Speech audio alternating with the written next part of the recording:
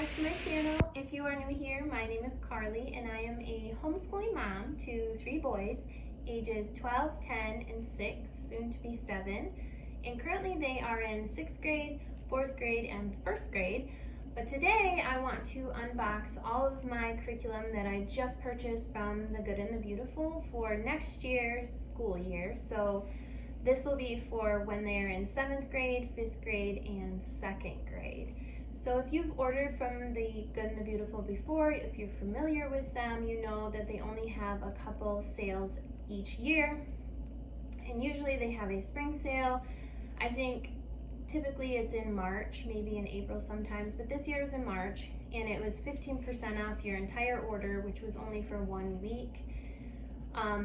And that is a really good deal. They already have really good prices on their curriculum, but to have 15% off your whole order is really great when you're ordering for multiple grades and have a lot to purchase each year. The only time that I've ever gotten maybe a little bit better deal is when I've gone to the homeschool convention last year. You can't purchase curriculum there in my personal experience, but they do give you a coupon for, I think it was either 15 or 20% off, I can't remember, to use later plus free shipping. And so that was a pretty good deal, but you also are paying for the homeschool convention. So if you're going just to save money on curriculum, in my opinion, it's not, worth going.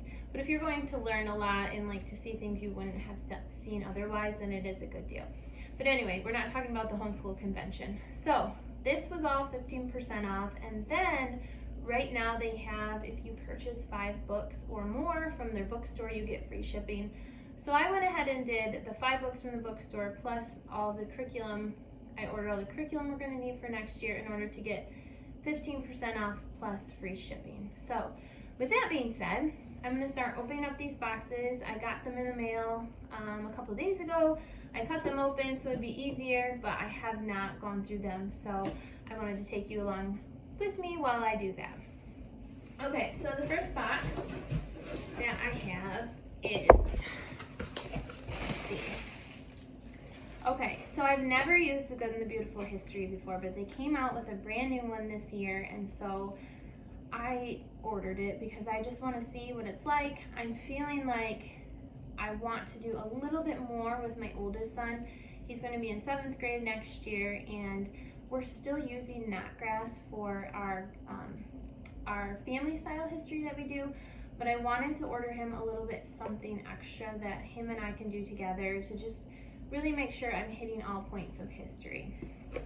Okay, with that being said, there is actually a lot that goes with this history, and I haven't, obviously because I just opened these, I haven't looked through it, but I think I'm going to go ahead and do a flip through of it because it is brand new. So there's the course book, which it looks like it's got a lot of different information in it. This one specifically is not to like just the United States, it's all over the world, so I like that because we really haven't done that with him yet. And then it also comes with a history stories year 1, so they actually I think have 4 years of stories, or 4 years of history curriculum that they're coming out with. So this is year 1. So it comes with that, and then I got the Student Explorer book, grades 7 through 8, because I want him to be able to like work through a little bit more material, critical thinking, things of that nature, stuff that we haven't done when we do our family style history as much as, diving deeper into history and him having his own workbook for that. I know that they do have workbooks for the younger grades, even I think like preschool, kindergarten age, that you can work as a family style thing with this history curriculum. I just didn't want to do it with all my kids until I try it with my oldest son first, so I only got the 7-8 Student Explorer book.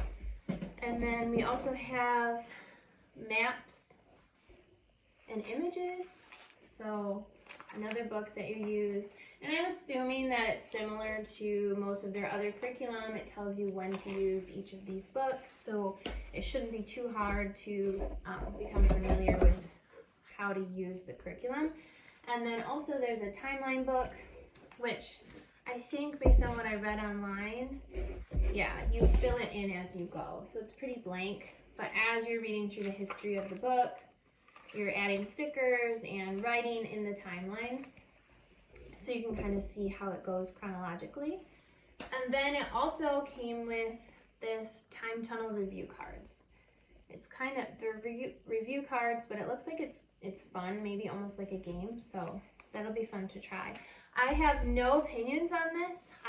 I've never used it. It's brand new, but this is the one subject I haven't tried from The Good and the Beautiful, so I want to go ahead and give it a go. And then I'll probably maybe bring my son on with me at some point in the year next year to kind of give his review as a 7th grader, as a child, to see what his thoughts are in comparison to the Not Grass history that we've used for quite a few years now.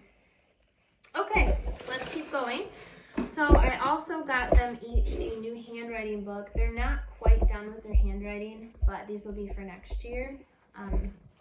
So I got level 2, and if you've used it for a while, you can see that they came out with new ones. This is a new design from what it looked like on the cover before, but to me it looks like most of the inside is still similar. So there's level 2 for my youngest, which is still printing, and then this one is level 5 for he will be in 5th grade when he uses this, and it is focused solely on cursive. And then my oldest will be in 7th grade, but because we started homeschool a little bit later, he's like only one handwriting level up from his younger brother. So he will be doing the level 6, which is refining cursive. So if you can see that, it's just, you're doing more paragraphs and things of that nature. So I've always really, really loved their handwriting books. It's just an easy thing to add into your morning too, to kind of get their day started, and something not too hard to start with each morning. Okay, so second box. Let's see what's in here. Okay, so this looks like it is, okay, this is the daily checklist and notes. And so we've struggled a bit in our homeschool this year with remembering to check all of the boxes in our language arts and math books, and me checking their work and making them go back and make sure they've checked off all those boxes within their book.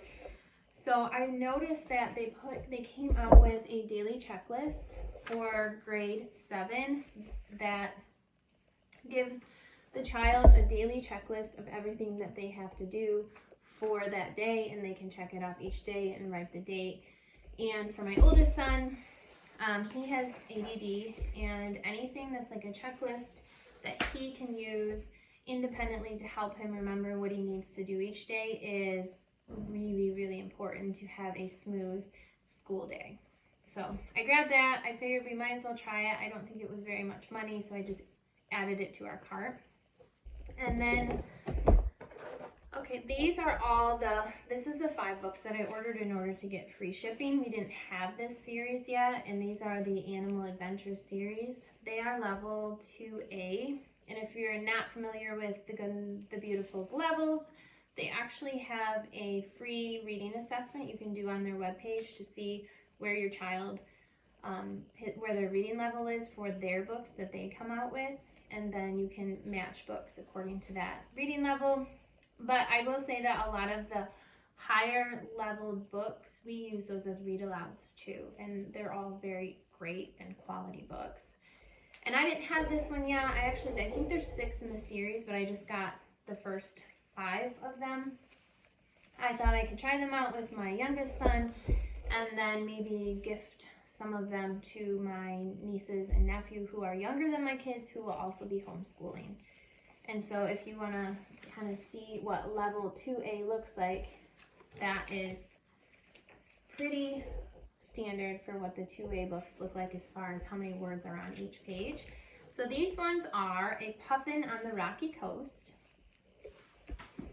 a Joey from down under, a panda in the bamboo forest, a pup in the dry plains, and a tiger in the tall grass. So if you haven't ordered your curriculum for next year, if you're still considering which things you want, just know that this deal on ordering 5 books from the bookstore for free shipping runs till I think at least the end of the year. So you can still get free shipping if you order 5 books plus all your curriculum, which is really nice. And then I ordered the big book, or the Bones and Stones science curriculum. So I got this for my youngest son. I'll probably do it with him, and then I'm going to gift it to my sister-in-law who has younger kids than me, who's homeschooling as well. So here's the parent guide for Bones and Stones. So this is like the little hearts and hand line of science. And then the big book of science stories, which these, like, all of my kids enjoy these. They're just a really easy way to teach them about science, in this case dinosaurs, in a real light, fun way. Okay, let's see. Now we get into language arts, it looks like. So next year my oldest will be in 7th grade. So here's his course book. Pretty much standard for what each course book has looked like as we've gone through. We've been doing, with him, I've been doing language arts through the Good and the Beautiful since 3rd grade, but for my youngest son, I've been doing it since preschool. So we've done a lot of different levels of it. And then there's also a course companion, which in the past we've had these as well. It kind of just, a lot of times there's like extra work that's involved, and you're reading about different people and things like that. So, and it'll tell you in the course book when to use the companion. And then the level 7 reader, which my kids really love when the curriculum has readers. Sometimes for the levels in language arts, you'll have like a stack of different books you're going to be reading, but my kids love these readers. They always get excited when their year includes a reader. And then I have, when we've had this one before, but I had to order a new one. So this will be for my 5th grader. This is watercolor, and this is for the 5th grade language arts. And this is watercolor around the world, and this is the template sheets. So my oldest son used these. He painted on them, so I just needed to replace those for my upcoming 5th grader. And then I had the language arts level 5 course book. Now, if you wanted to, you could print the pages if you have multiple grades like I do and not have to order a new course book, but we write right in our course book, so each time my kids reach the next level, even if we've done the course book before with an older child, I order a new one. So there's the course book for level 5, and then I went ahead and ordered the answer key. I didn't initially, when I started homeschooling, order the answer keys for math and language arts, but as I'm correcting more and more each day as my kids get older and the work is harder to correct because it's more in depth, I really appreciate having the answer keys because it makes correcting a lot faster, especially because a lot of the times I'm doing it right before I start dinner every day, and correcting 3 different levels of language arts and math is a lot easier with answer keys. And then I can always check, like, while they're doing their work, or if I'm not sure exactly how the coursebook wants them to answer a question, I can check in there, and it just makes me feel better knowing that I'm teaching it the way the coursebook wants me to. Okay. And then the last box that I have over here, oh my goodness, they're so heavy, is, alright, so this looks like math. So again, I didn't order it when my kids were young, when my older 2 went through math 2, but I did get the answer key for math 2 for my upcoming 2nd grader. And then math 5, so just like math 4, math 5 also has mental math maps. This one's mysteries, and so if you've never seen these before, you hold this up on your side like it would be folded, so I would be able to see this side, and then I would be able to see the answer side, so all the answers are on here, and then my son would be able to see this side. So this is just answering mental math. For each lesson, you just do short mental math questions each day, and then you check them off. And the fun thing with these is you earn a sticker for every, I think, 5 that you do. and you put them on this chart, and at the end of the year the picture is unscrambled to see what the full picture is, but it takes you all year to do it, which is kind of fun. So there's that. And then we have, I didn't have to order these last year, but I ordered them the year before, and they're running out, is just their scratch pads. So I got a scratch pad, math scratch pad for my upcoming 5th grader and 7th grader. Now I know you can probably just get these right in store, but they're very affordable on their website, and it's an easy thing to just add in, and then I don't have to think about them later. They use them every single day as their math is getting harder. And then I also got these, which they just looked fun, and my 2 older ones, they know their multiplication facts, but I thought I would use them maybe just as a review, or with my youngest son. He's only going into 2nd grade math, but he's really interested in multiplication, so I grabbed these. They were a good price. And little flashcards. And then it looks like all of this is Math 7. Math 7 is 4 course books, but there's less lessons in each course book, but overall they have to do 4 because the lessons are longer. So this year in Math 6 there was 2 course books, and it looks like in Math 7 there is 4. So lessons 1 through 30 is in the 1st course book. The 2nd one is lessons 31 through 60. The 3rd one is 61 through 90. And then the last one is 91 through 120. So the same amount of lessons, it's just as they're getting older, the lessons are longer. But they're still fun, they're still colorful. This is the first year that his math has been this way instead of with the binding on the side. So they changed that for Math 7.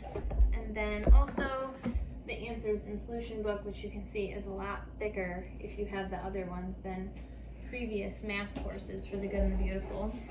Okay, and then I have our course book Math 2 for my youngest son. This does come with a math box as well, but I didn't order that because I already have it from my middle son doing this math course as well. So you will see, like, as I'm unboxing things, that some of the parts and pieces of what you might see online are missing from my order, is because I've been homeschooling for enough years where I've saved a lot of answer keys, I've saved a lot of math boxes, any of like the readers that I need for the lower language arts courses I have, because I've saved those. So that's why I have like less stuff than if I was starting and this was my very first year. I would need a lot more to get started, but then as you go along you're able to save it as long as you're not switching the kind of curriculum that you're doing. And then the last thing in this box is Math 5. So that'll be for my 10-year-old because he will be in 5th grade. So that is everything that I ordered for my big haul for the Good and the Beautiful to start planning for next year's homeschool year. If you'd like to see a flip through of any of these course books before you go ahead and order, please just comment down below and let me know. I am going to start with the new history, so you can check that out and see if that's something you'd be interested in for your family. As always, thank you so much for watching. Please click like and subscribe, and I'll see you in the next video. Bye!